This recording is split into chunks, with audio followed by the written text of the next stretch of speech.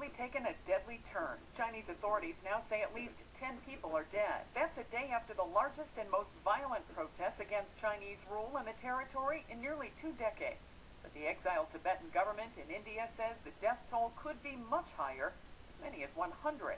Meanwhile, China has locked down Tibet's capital city of Lhasa.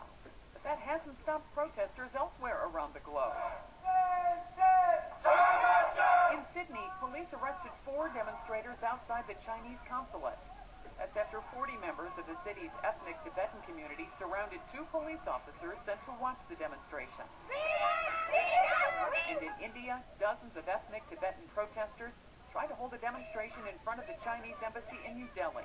They were intercepted by police surrounding the embassy building. Also in Nepal, 2 Dutch tourists who just arrived from Tibet spoke with the AP about what they saw.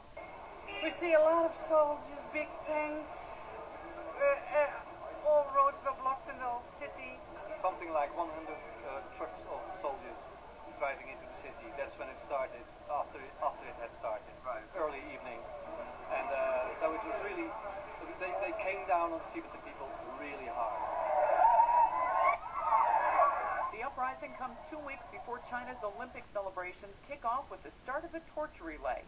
It's scheduled to pass through Tibet. The U.S. and other governments are urging China to show restraint on the protesters. Nobody benefits from violence, so nobody wants to see that. But we believe it is very important that in responding to these protests, that the Chinese government turn away from use of force. The International Olympic Committee has refused to take a stance on the issue. Sandy Kozel, The Associated Press.